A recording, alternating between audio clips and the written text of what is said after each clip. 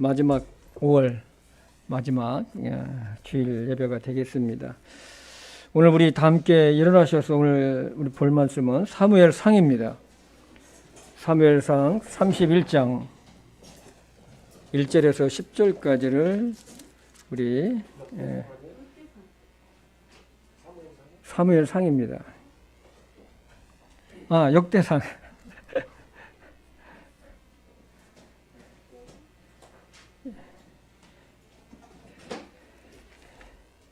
역대상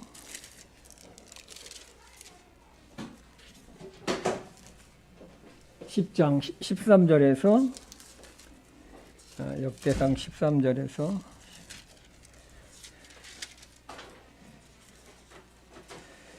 14절 우리 같이 읽도록 하겠습니다. 함께 읽도록 하겠습니다. 시작. 이같이 사울은 그가 주께 범한 범법으로 인해 죽었더라.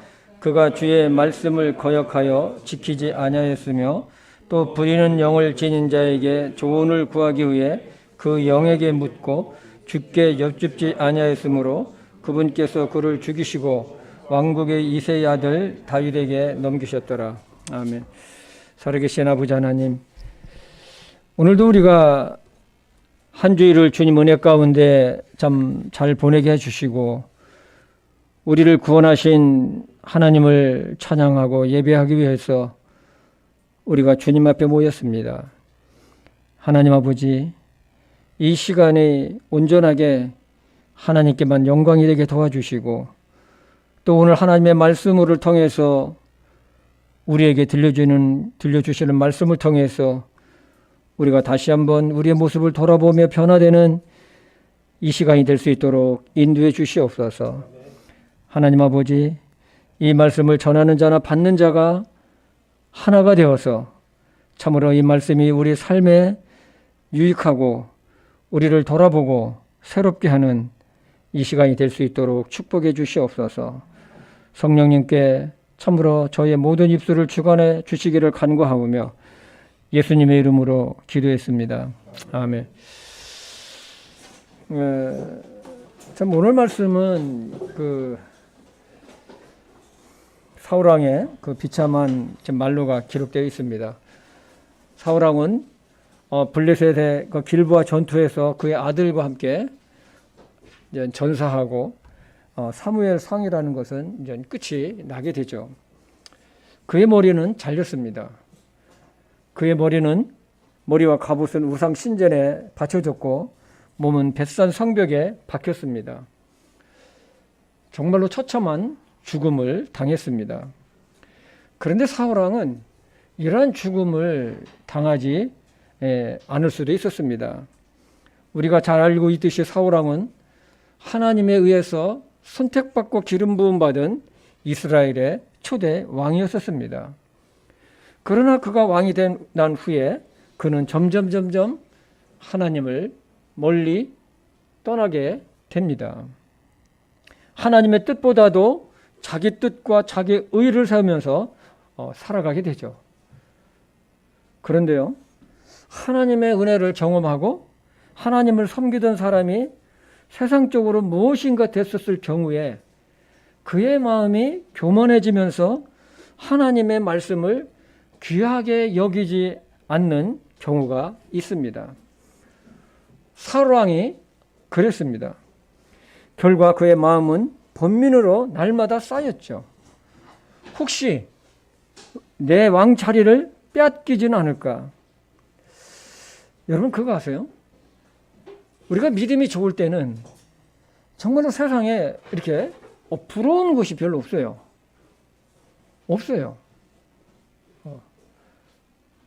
저 같은 경우에도 정말 여러 군데서 연락이 와요. 제 이름을 알릴 수 있는. 그런데 그거 세상적으로 제 이름이 알려지면 그게 무슨 소용이 있습니까? 다 거절해버려요, 제가. 그 이름에 신문에 방송에 이태평이라는 이름이 나가면 그게 뭐합니까? 그래서 그냥 다 거절해버려요.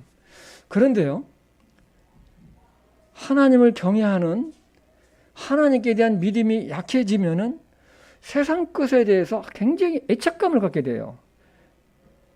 이건 어쩔 수가 없어요. 마음에서 하나님을 멀리하게 되면 모든 것이 자기 생각 속에서 인간적인 방법으로 살아가게 되어 있습니다. 그래서 하나님은 사울왕의 범법으로 이스라엘 왕을 다른 사람으로 왕으로 세울 것을 사무엘 대언자를 통해서 말씀하게 되시죠. 그래서 사울왕은 자기 왕자리를 지키려고 다윗을 죽이려고 그렇게 온 힘을 기울였던 것을 보게 됩니다. 그러나 그는 번번이 실패했지만 그러나 그는 굽히지를 않았습니다. 사울왕도 다윗이 하나님에 의해 보호받고 있다는 사실을 알면서도 그렇게 했죠. 오히려 사울왕은 다윗에 의해 죽임을 당할 수도 있었지만 다윗은 그를 살려 주었습니다. 다윗은 자신을 사울왕의 충성스러운 신복이지 나는 절대로 왕권을 노리는 사람이 아니라는 것을 증명해 보였음에도 불구하고 사울왕은 다윗을 죽이기 위해서는 아주 혈안이 되어 있었습니다. 사울왕도 정말로 하나님께서 자신을 밀치시고 다윗을 왕으로 삼고자 하는 것을 이제 알고 있었기 때문에 또 그것이 얼마나 견고한 건지 알고 있었습니다. 우리 사무엘상 24장 17절에서 20절을 한번 보겠습니다. 다윗에게 이르되 나는 네게 악으로 보답하되 너는 내게 선으로 보답하였으니 너는 나보다 더 의롭도다. 네가 나를 선하게 대하였음을 이날 네가 보였나니 주께서 나를 네 손에 넘겨주셨으나 네가 나를 죽이지 아니하였도다. 사람이 자기 원수를 만나면 그를 평안히 가게 하겠느냐? 그런즉 네가 이날 내게 행한 것으로 인하여 주께서 네게 손으로 보답하시기를 원하노라. 이제 보라, 나는 네가 반드시 왕이 될 것을 잘 알고 이스라엘 왕국이 네 손에서 견고히 설 것을 잘 아노라. 사울왕은 다윗이 이스라엘 왕이 될 것이고 이스라엘의 왕권이 견고하게 다윗의 손에 의해서 세워질 것을 잘 안다고 했습니다. 그러나 사울왕은 계속해서 다윗을 죽이기 위해서 쫓아다녔어요. 그는 이렇게 하는 것이 하나님의 뜻이 아님을 알면서도 그렇게 했습니다. 그러나 그 결과는 참혹했어요. 그는 길보아 전투에서 블레셋 군인이 쏜 화살에 맞았습니다. 사울왕은 자신이 살 수 없는 것을 알고 자기 옆에 있는 부하에게 신하에게 나를 치라고 했었을 때 치지를 못합니다. 어떻게 자기 왕을 칠 수가 있겠습니까? 그 신하가 그 군인이 말을 듣지 않자 자기 칼을 배에다 대고서 그 앞에 그냥 엎어져 버리죠.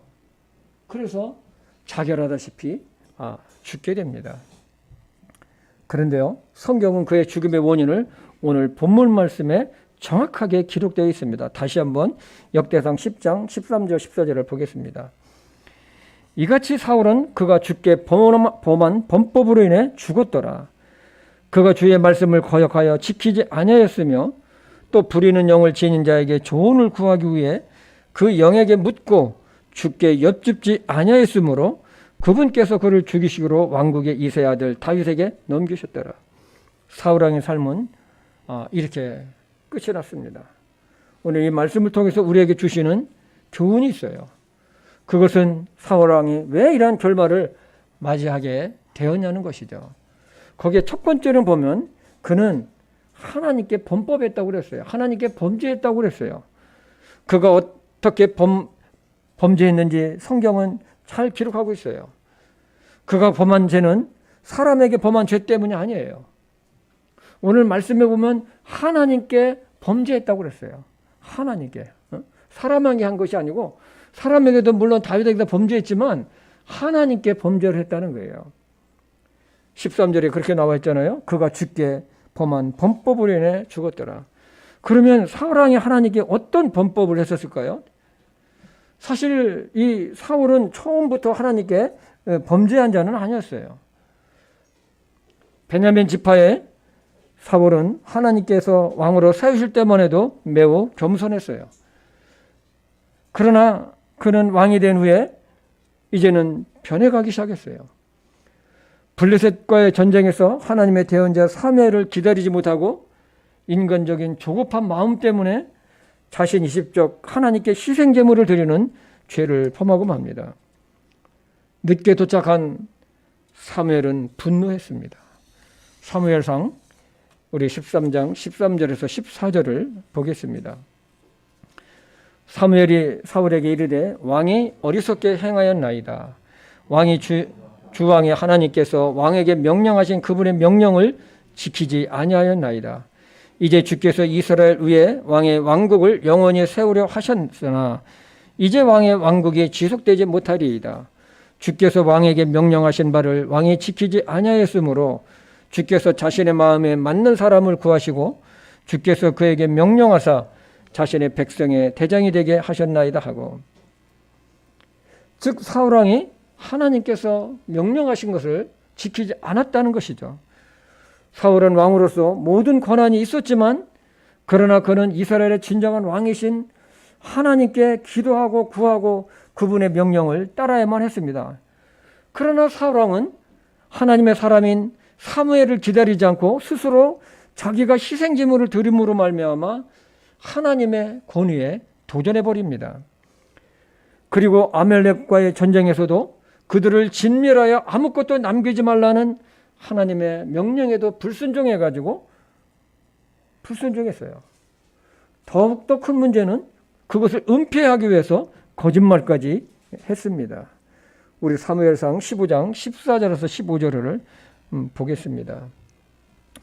사무엘이 이르되 그러면 내 귀에 들려오는 이 양들의 울음소리와 또 내게 들리는 소들의 울음소리는 무엇을 뜻하나이까 하니 사울이 이르되 그들이 그것들을 아말렉 족속에게로 끌어왔나이다.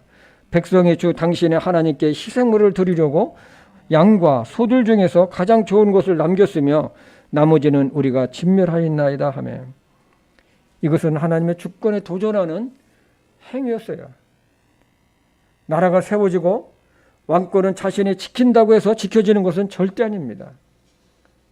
이스라엘의 나라를 세우신 분도 하나님이시고 사울을 왕으로 세우신 분도 하나님이셨어요. 그러나 사울은 왕이 되고 난 후에 하나님의 명령들을 저버리기 시작합니다. 두 번째로는 사울왕의 조급함이었어요. 블레셋과의 전투에서 백성들이 흩어졌다는 것은 군사들이 도망갔다는 걸 말하죠. 그런 답답한 나머지 이제는 그러니까 길보아 전투에서 이제 내일 이제 죽게 되는데 오늘 답답한 나머지 이제 그 신접한 여인을 찾아 사무엘 대언자를 만나게 해달라는 거예요. 근데 사무엘 대언자는 죽어서 이미 없어요. 하나님 품으로 갔어요. 그러니까 그동안은 이 사무엘 대언자를 통해서 하나님의 말씀을 듣고 어떻게 할까요? 뭐 어떤 뭐 이런 것도 있었는데 이제 사무엘 대언자가 없는 거예요. 그러니까 어떻습니까? 이 신접한 여자, 그 점쟁이 이런 여자를 찾아가 버린 거예요. 악한 영을 지닌 자에게 가까이 하는 것은 자기를 더럽히는 것이라고 레위기 19장에 기록되어 있습니다. 악한 영은 가짜 사무엘을 보여주며 그 가짜 사무엘은 내일 당신과 아들들이 죽을 것이라고 아주 말해줍니다. 여러분 그거 아세요? 언젠가 얘기했죠. 이 점쟁이들은 가까운 미래를 맞춰준다고요. 실제로 그 점쟁이했던 사람이 얘기를 했어요. 가까운 미래, 먼 미래가 아니고. 성경은 사울왕이 하나님께 묻지 않았다고 하고 있습니다. 어려울수록 급할수록 우리의 생사화복을 주관하시는 하나님을 찾고 철저하게 회개하고 하나님의 도움을 청하는 것이 아니라 우상을 섬기는 신접한 여인을 찾아서 자기의 답답함을 해결하려고 사울왕은 했습니다. 이것은 사울왕의 죽음에 아주 결정타를 날려버렸습니다. 오늘날로 하면 교회를 다니며 예수님을 믿는다는 사람들이 점 보러 점집에 다니는 거하고 아주 똑같은 거예요. 자신의 미래가 궁금한 거예요. 내 미래가 하는 일이 어떻게 될지 궁금한 거예요. 그러다 보니까 어떻습니까? 점집을 다니는 거예요. 이것은 하나님의 분노를 일으키는 행위이기도 합니다. 잠언 5장 우리 21절을 보겠습니다. 사람의 길들은 주의 눈앞에 있나니 누구 앞에 있다고요? 하나님 앞에 있다는 거예요. 여러분들의 길과 저의 길은, 앞길은 하나님께 있다는 거예요. 그분께서 그가 가는 모든 길을 곰곰이 살피시느니라. 하나님은 심판자로서 각 사람의 길을 하나님 눈앞에 드러나 있고 행위대로 갚으시는 분이십니다. 악한 영을 의지해서 미래를 알고자 하는 것은 마귀 사탄에게 자기의 미래를 의탁하는 것과 아주 똑같은 거예요. 굉장히 어리석은 행위죠. 그래서 자기의 미래가 궁금하다고, 자기가 앞으로 어떻게 될 것인지를 궁금하다고 점치는 자를 찾아가서 묻는 것은 매우 어리석은 행위입니다.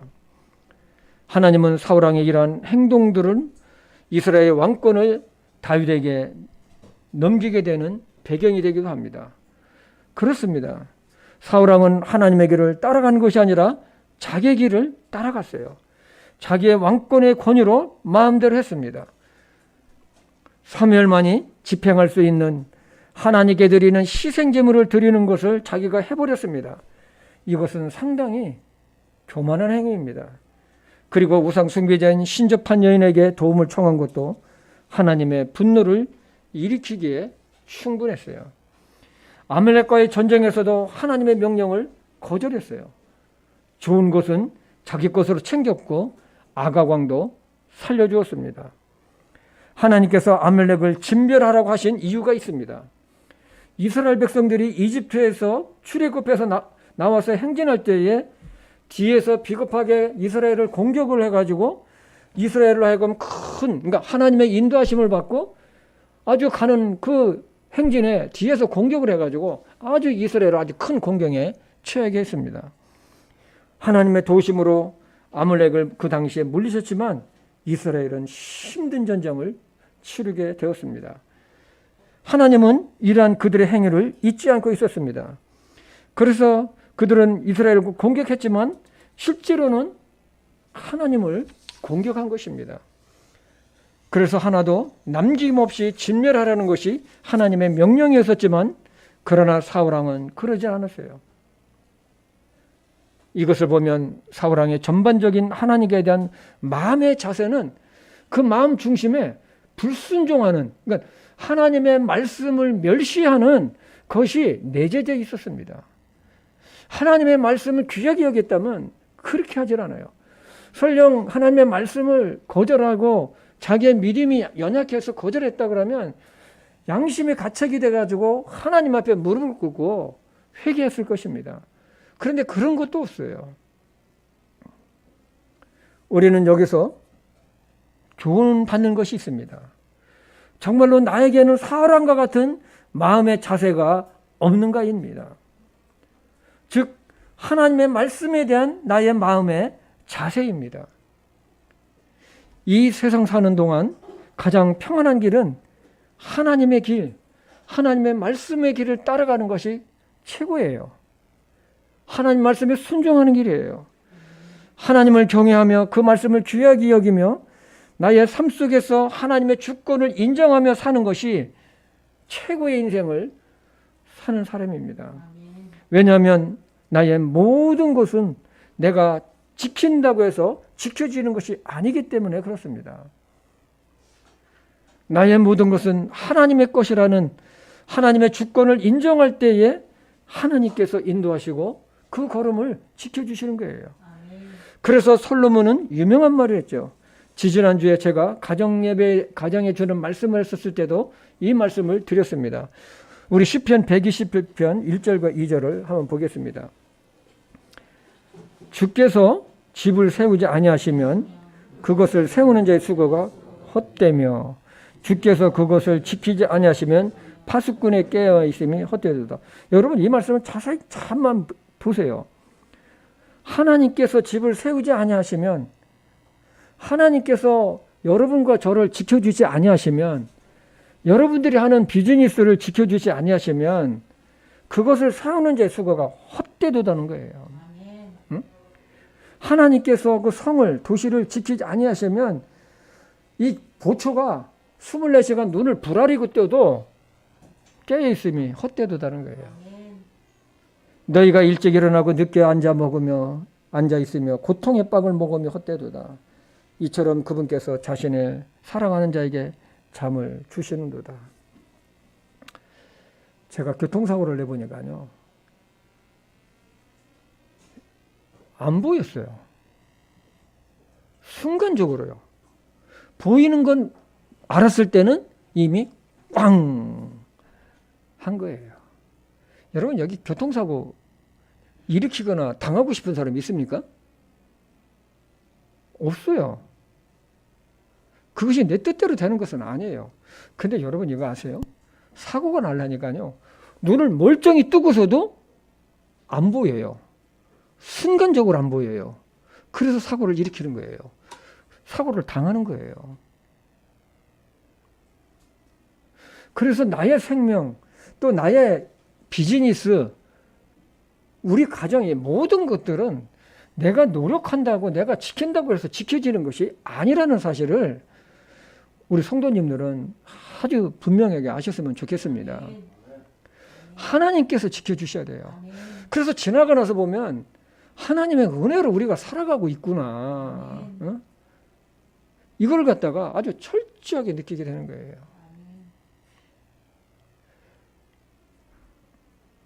우리가 얼마나 정말로 수고하며 살고 있는지 말할 수 없습니다. 그러나 하나님의 은혜가 있어야 돼요.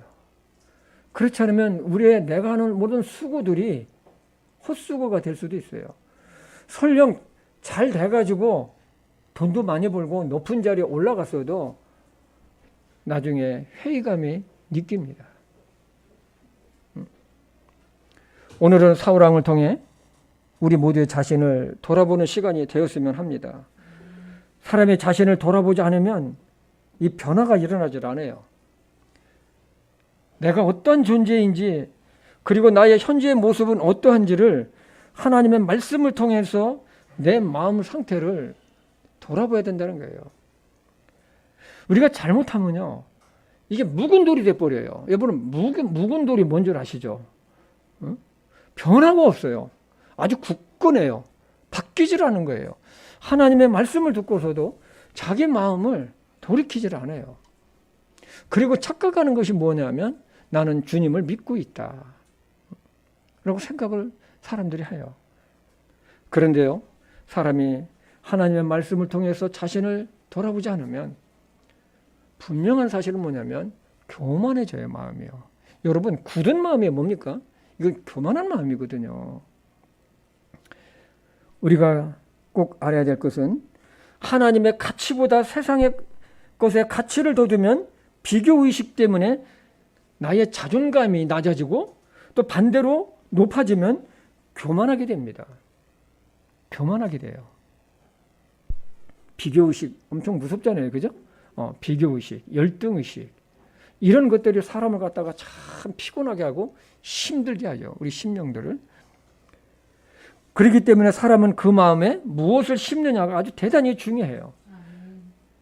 예수님은 사람의 마음속에 있는 것이 밖으로 나온다고 말씀하셨습니다. 누가복음 6장 45절입니다. 선한 사람은 자기 마음의 선한 보고에서 선한 것을 내고 악한 사람은 자기 마음의 악한 보고에서 악한 것을 내나니 그의 입은 마음에 가득한 것을 말하느니라. 여기 보고는 뭐냐면 헬라어를 찾아보니까 데사우로스라고 했는데 이것은 창고, 곡간, 금고라는 의미를 갖고 있어요. 그래서 선한 사람은 그 마음속에서 선한 곡간이 있어서 선한 것을 내지만 악한 자는 그 마음속에 악한 곡간이 있어서 그곳에서 악한 것을 낸다는 거예요. 때문에 우리는 내 자신을 살펴야 돼요. 나는 나의 마음에 무엇을 심고 있느냐는 것이죠. 우리는 우리 마음에 하나님의 말씀을 잘 심어야 돼요. 정말로 중요해요. 그리고 그 말씀에 순종하고 그 말씀을 내 마음을 비춰보는 것이 아주 대단히 중요해요. 사울왕을 보십시오.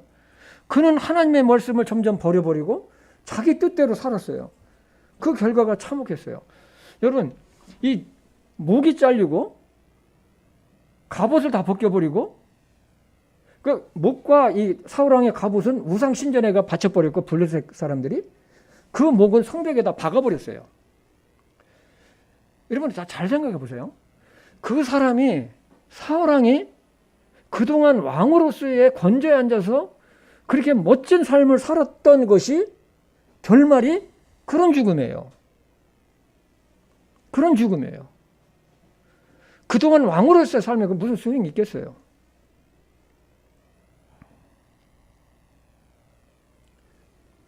우리는 예수님 안에서 선한 양심을 따라서 선한 것들을 심어야 해요. 심어야 됩니다. 그래서 다윗은 뭐라고 했냐면 시편 51편 10절에 보면 오 하나님이여 내 안에 깨끗한 마음을 뭐라고요? 창조하시고 내 마음에 선한 마음, 이 깨끗한 마음을 하나님 좀 창조해 주십시오. 그리고 내 속에 올바른 영을 새롭게 해달라는 거예요. 우리는 정말 이런 기도를 해야 됩니다. 날마다 해야 돼요. 하나님, 오늘도 내 마음을 좀 다스려 주십시오. 우리 마음은 꼭 길밭에 있는 무슨 이런 것 같아요. 가만 내비두면 이 돌들이 그냥 생겨요. 잡초들이 그냥 생겨요. 그렇기 때문에 우리는 하나님의 말씀으로, 기도로 우리는 내 마음을 늘 날마다 기경을 해야 돼요. 근데 여러분, 우리 마음을 기경하지 않잖아요? 그럼 갈수록 굳어져요. 이 굳어지면은요, 여러분 아시죠? 이 딱딱하게 굳은 땅을요, 이게 한번 뒤집으려면 얼마나 해먹는지 몰라요. 곡괭이도 잘 안 들어가.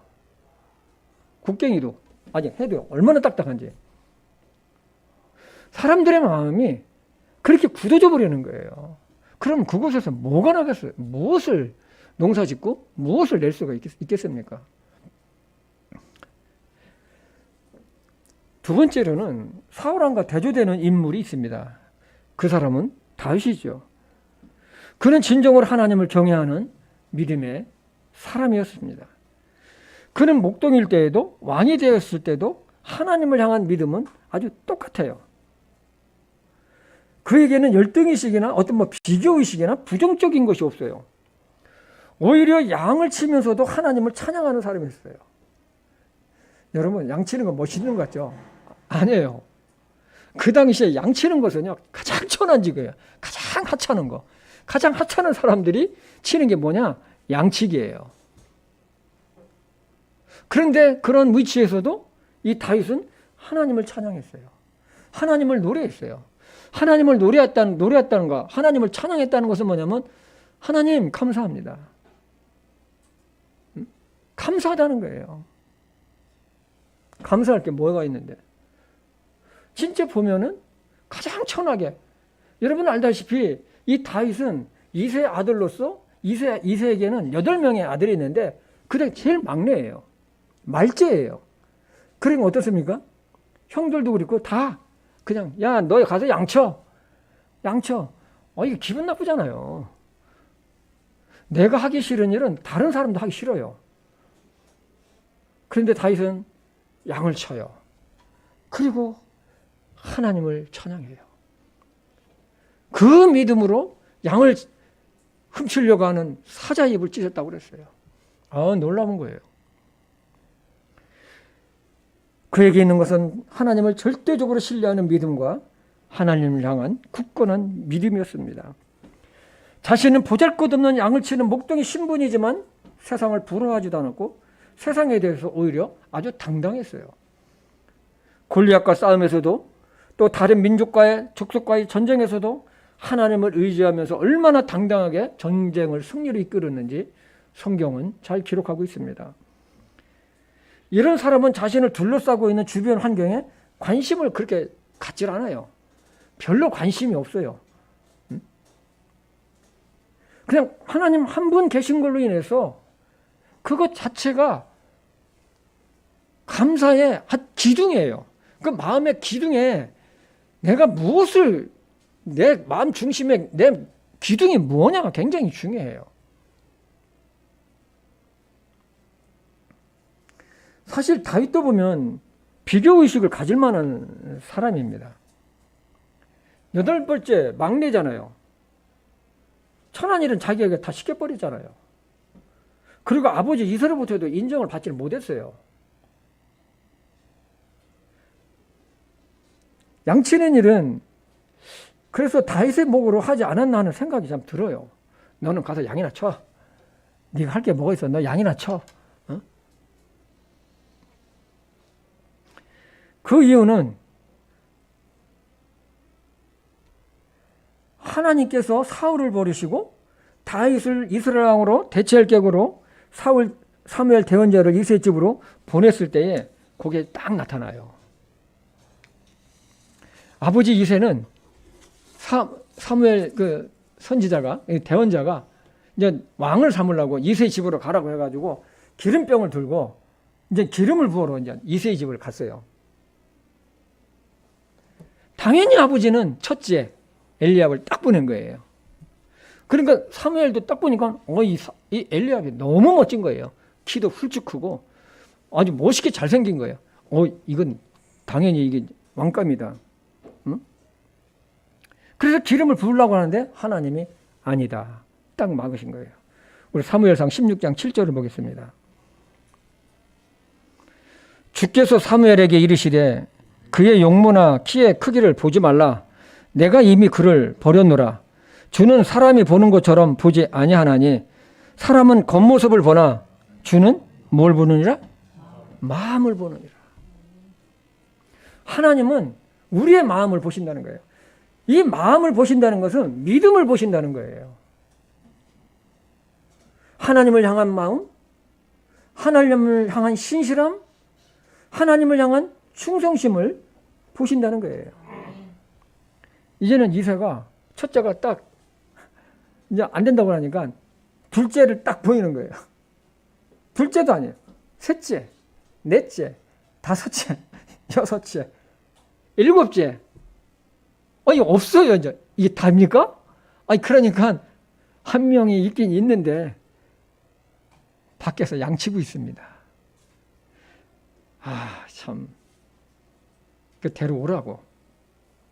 우리 사무엘상 16장 11절을 보겠습니다. 또 이새에게 이르되 네 아이들이 다 여기 있느냐 하니 그가 이르되 아직 막내가 남았는데 보소서 그가 양들을 지키나이다 하매 사무엘이 이새에게 이르되 사람을 보내어 그를 데려오라. 그가 여기에 오기 전까지 우리가 앉지 아니하리라 하니. 다윗은 이렇게 집안에서도 인정받지 못했어요.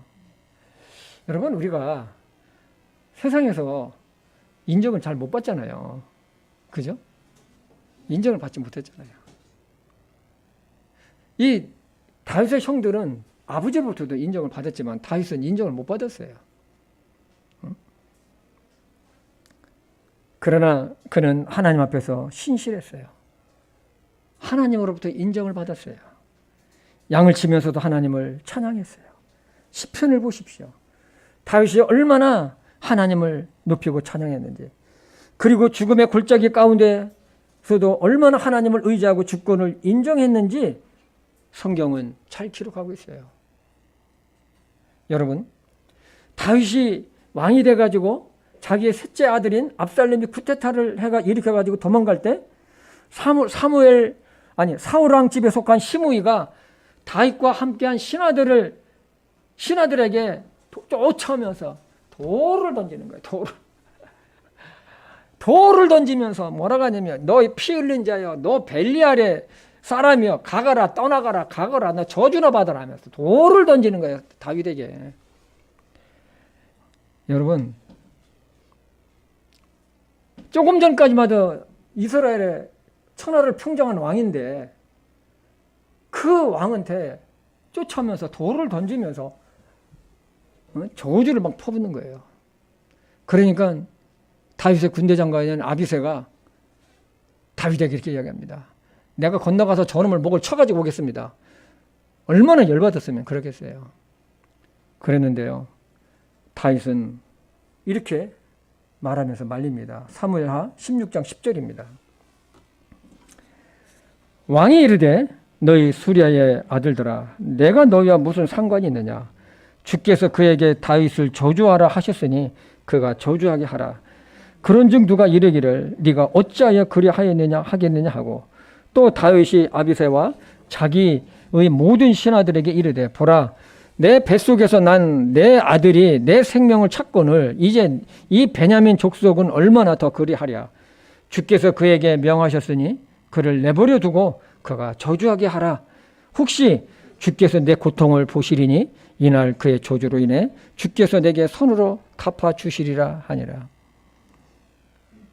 그러니까 다윗은 자기가 지금 당하고 있는 이 현재의 고난과 고통, 저주받는 것을 인해서 다른 사람을 탓하거나 하나님을 원망하지 않았어요. 과거에 자기가 저지른 그 살인과 간음죄로 인해 가지고 나단 선지자를 통해서 하나님께서 칼이 네 집을 떠나지 않을 것이며 네 집에서 너를 대적하는 재앙이 있을 것이라는 말씀을 응한 것을 다윗은 딱 알았어요. 그러니까 뭡니까? 이건 하나님께서 허락하신 저주라는 거예요. 내가 지금 왕자리에서 쫓겨나가지고 도망자가 돼가지고 되는 것, 이거 하나님의 뜻이라는 거예요. 왜? 내가 옛날에 하나님께 범죄한 것을 받는다는 거예요. 그것을 자기 온몸으로 다 받아들이는 거예요. 여러분 이걸 아세요? 언젠가도 제가 얘기했죠. 우리가 살다 보면요, 이 세상에서 나에게 스트레스 주고 어떤 일이 안 되고 했을 때 막 이 속이 끓고 막 그걸 어떻게 해보려고 막 거부하고 막 그러잖아요. 그러지 마세요. 더 힘들어요. 내 마음이 하나님의 말씀으로 말미암아 하나님의 은혜로 내 마음이 소프트가 돼야 돼요. 우리 황영재님은 뭐 이 일에서 너무 전문가신 거 잘 아실 거예요. 여러분, 이 쇠 공으로 이 벽 있잖아요. 이게 여기 이거 빈 벽이 이 뒤에 좀 떠 있어요. 근데 여기서 쇠 공으로 갖다 이걸 갖다 막 세게 던지면 어떻게 될까요? 이게 구멍이 생기든지 금이 가든지 찌그러들든지 합니다. 그런데 만약에 이것이 스펀지가 됐다. 이 벽이 스펀지로 좀 돼 있다. 응? 스펀지로 잘. 그럼 어떻게 될까요? 이 던지면은 충격으로 인해서 푹 들어가지만 어떻습니까? 깨지거나 금이 가지 않아요. 서서히 다시 회복이 됩니다.